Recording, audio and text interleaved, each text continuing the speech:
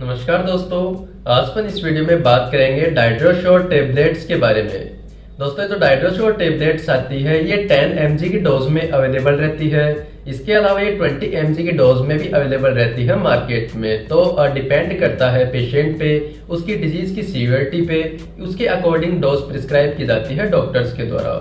दोस्तों ये जो डाइड्रोश्योर टेबलेट्स होती है ये एक प्रकार से इसमें डिजोडेस्ट्रोन जो केमिकल सोल्ट होता है, ड्रग सोल्ट होता है, वो प्रेजेंट रहता है। तो एक प्रकार से अपने शरीर में वो प्रोजेस्टेरोन हार्मोन की तरह काम करता है। दोस्तों जो फीमेल्स होती है उनके शरीर में नॉर्मली एक हार्मोन प्रेजेंट होता है जिसको प्रोजेस्टेरोन बोला जाता है।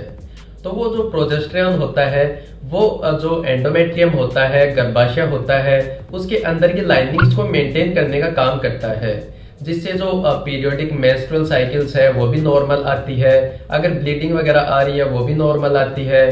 प्रेगनेंसी है तो प्रेगनेंसी में भी वो लाइनिंग अच्छे से मेंटेन करके रखता है ताकि बच्चा 9 महीने तक रुक पाए, अबॉर्शन वगैरह, मिसकैरेज वगैरह नहीं हो पाए।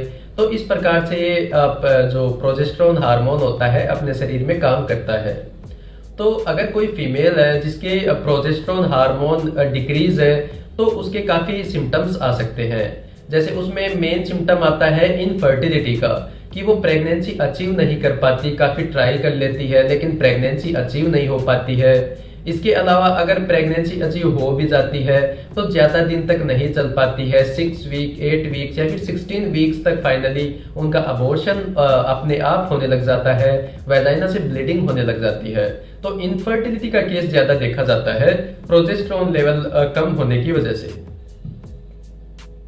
दोस्तों जो प्रोजेस्टेरोन जो हार्मोन होता है जो इसमें टेबलेट्स में होता है तो उसकी वजह से एक तो इनफर्टिलिटी हो सकता है उसकी कमी से। इसके अलावा एक एंडोमेट्रियोसिस नाम करके डिजीज कंडीशन होती है जिसमें जो यूट्रस होता है, गर्भाशय होता है, उसके जो टिश्यूज होते हैं वो एंडोमेट्रियम के अंदर की जगह एंडोमेट्रियम के बाहर, मतलब यूट्रस के बाहर तक भी ग्रो करने लग जाते हैं, जिसकी वजह से एब्डोमिनल में पेन होना, पेट में दर्द होना, बैक पेन, कमर में दर्द होना, इसके अलावा कॉन्स्टिपेशन, कब्जी बनी रहना, ऐसी समस्याएं देखी जाती है एंडोमेट्रियोसिस की वजह से। इसके अलावा दोस्तों एक डिस्मेनोरिया जैसी शिकायत देखी जाती है फीमेल्स में, जिसके इरेगुलर पीरियोडिक साइकिल्स आना। नॉर्मली पीरियोडिक साइकिल 28 डेज तक आती है लेकिन किसी के 10 डेज डिले हो जाती है, 18 डेज, 20, 40 डेज तक डिले हो जाती है। तो इसको इरेगुलर पीरियोडिक साइकिल्स बोला जाता है। या फिर किसी के पीरियोडिक साइकिल आते टाइम पे, उसके मेंस्ट्रुअल टाइम पे एब्डोमिनल में क्रैम्प्स आना, पेट में दर्द होना, बैक साइड मतलब कमर में दर्द होना, या फिर ब्रेस्ट में प्रिकिंग सेंसेशंस, ब्रेस्ट में ऐसे लगता है कुछ चुभा रहा है, ऐसे सेंसेशंस देखने को मिलते हैं पीरियोडिक साइकिल के दौरान। तो इसको डिस्मेनोरिया के नाम से जाना जाता है। तो ये सारी समस्याओं को ठीक करने के लिए जो डिजोश्योर टेबलेट्स आती है ये काम में ली जाती है। दोस्तों ये जो डिजोश्योर टेबलेट्स होती है 10 mg की डोज में, ये इनफर्टिलिटी को भी ठीक करती है, एंडोमेट्रियोसिस को भी ठीक करती है। इसके अलावा जो एंडोमेट्रियोसिस के अलावा मिसकैरेज, अबॉर्शंस अगर किसी के रिकरेंट हो रहे हैं उसको भी ठीक करती है।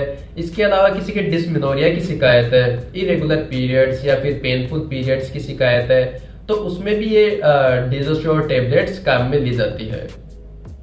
दोस्तों ये जो डिजोश्योर टेबलेट्स होती है इसके कुछ साइड इफेक्ट्स भी आ सकते हैं, दुष्प्रभाव भी आ सकते हैं। तो इसकी अगर कोई डोज ज्यादा ले ले या फिर इसकी वजह से किसी की शरीर में टॉक्सिसिटी ज्यादा हो जाए तो उस कंडीशंस में इसके साइड इफेक्ट्स, दुष्प्रभाव देखने को मिल सकते हैं। जैसे नॉर्मली दुष्प्रभाव में देखने को मिलता है माइग्रेन का हेडेक होने लग जाता, सिर में दर्द होने लग जाना, नोजिया, जी मचलाना, उल्टी आना, वोमिटिंग, ये शिकायत देखने को मिल सकती है। इसके अलावा जो वेजाइना से ब्लीडिंग होती है वो एबनॉर्मल, बहुत ज्यादा एबनॉर्मल ब्लीडिंग हो सकती है। एब्डोमिनल में पेन, पेट में दर्द हो सकता है। ये कुछ इसके दुष्प्रभाव, साइड इफेक्ट से कॉमनली देखने को मिलते हैं जो अपने आप ठीक हो जाते हैं जैसे जैसे ड्रग की टॉक्सिसिटी अपने शरीर में कम होती है वैसे वैसे। लेकिन अगर आपको साइड इफेक्ट्स अगर बढ़ते हुए नजर दिखाई दें, ठीक होने की बजाय आपको बढ़ते हुए साइड इफेक्ट्स दिखाई दें, तो उस कंडीशन में आप अपने जो कंसल्टेंट डॉक्टर है उनसे जाके कंसल्ट जरूर कर लें।